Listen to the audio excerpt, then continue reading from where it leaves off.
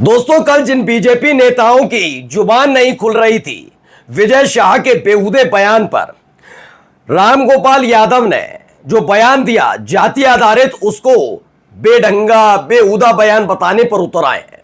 और जैसे ही इन्होंने ये किया वैसे ही इनकी क्लास भी लग गई है, क्योंकि सवाल ये उठा कि आपका अपना नेता जो मंत्री भी है, ना उससे इस्तीफा लिया जाता है, ना कार्रवाई की बात की जाती है, वो देश की सेना की सबसे बड़ी और वीर बिटिया यानी कर्नल सोफिया कुरैशी के लिए बेहूदा और बेढंगा बयान देता है, लेकिन तब इनकी जुबान नहीं खुलती।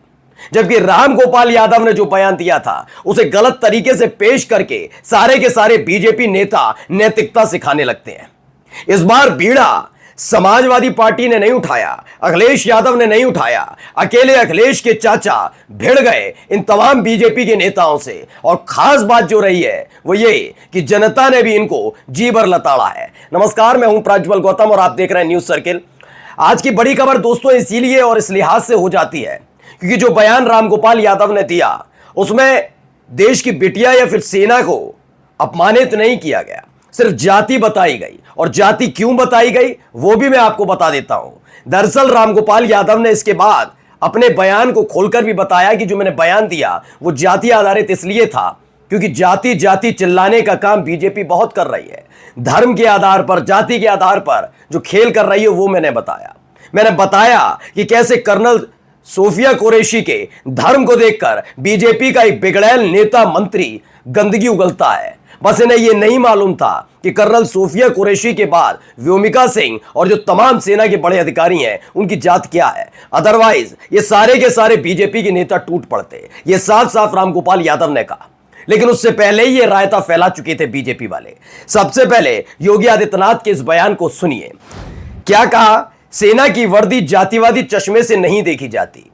भारतीय सेना का प्रत्येक सैनिक राष्ट्र धर्म निभाता है, ना कि किसी जाति या मजहब का प्रतिनिधि होता है।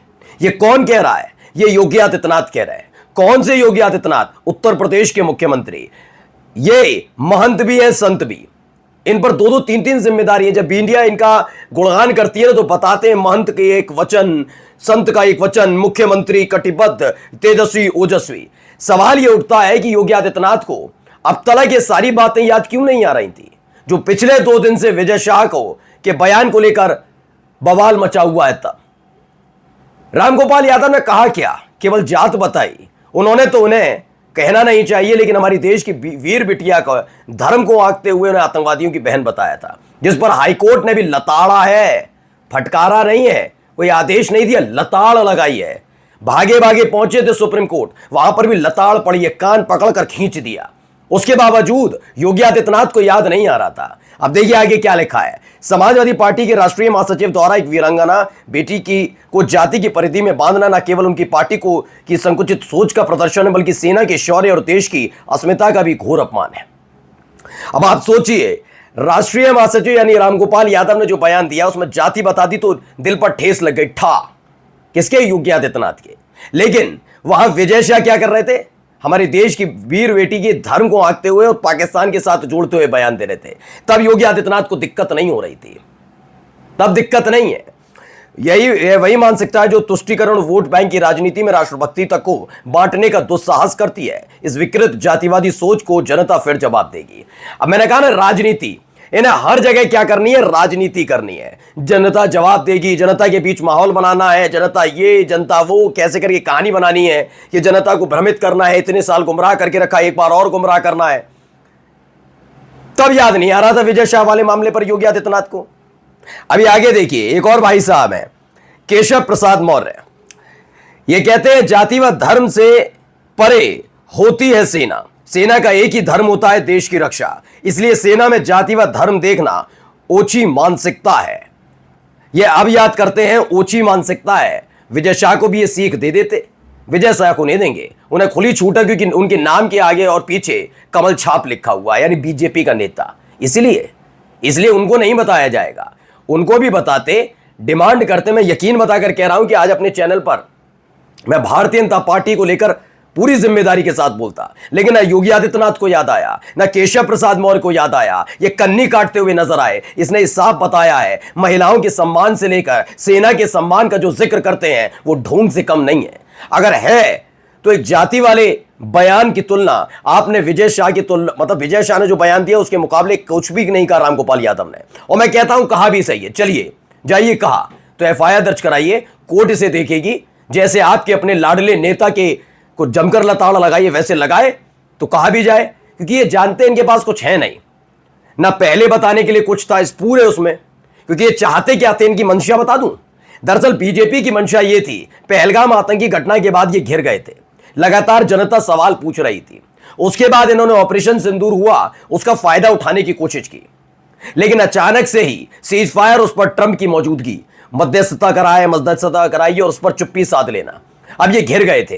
खास बात यह थी कि विपक्ष ने कोई बात नहीं कही, विपक्ष शांत बैठा हुआ था। विपक्ष ने ना सबूत मांगे, ना विपक्ष ने कहा कि हमें कुछ चाहिए, ना विपक्ष ने कहा कि आपने क्यों किया, कैसे किया। उन्होंने कहा जो किया बिल्कुल सही किया, पाकिस्तान को मुंहतोड़ जवाब दिया जाए। बीजेपी बेचैन थी कि अगर विपक्ष ऐसे ही साथ देगा तो कैसे बनेगी बात, कैसे चुनावों में बुलाया जाएगा कि पूरा देश, खासतौर पर विपक्ष मोदी जी के खिलाफ खड़ा था। और देखिए मोदी जी ने अपने दम पर आगे बढ़कर यह सारा पाकिस्तान के खिलाफ अकेले युद्ध लड़ा, ये कैसे बताया जाएगा।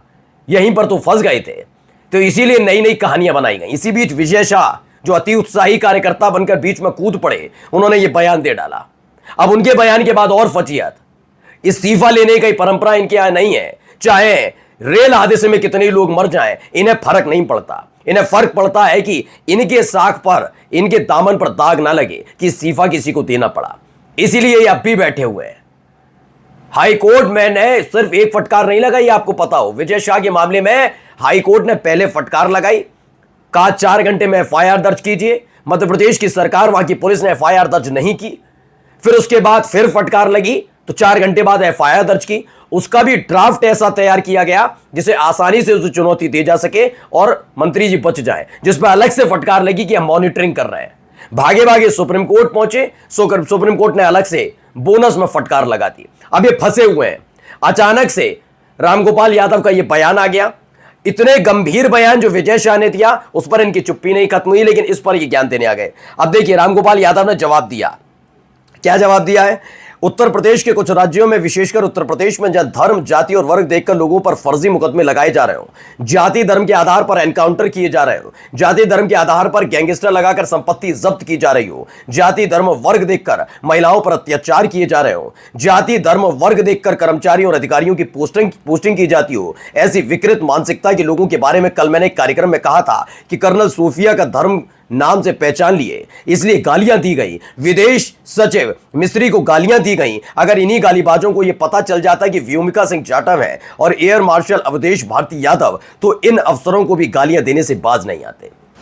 क्या यह बात सच नहीं है? सोफिया कुरैशी को क्यों कहा था कि वो आतंकवादियों की बहन है? क्यों पूछा? कभी आंखों में आंखें डालकर योगी आदित्यनाथ ने, केशव प्रसाद मौर्य ने पूछा? नहीं, वो हम नहीं पूछेंगे, क्योंकि वो तो हमारा लाडला है, मंत्री है, इनसे पूछना है।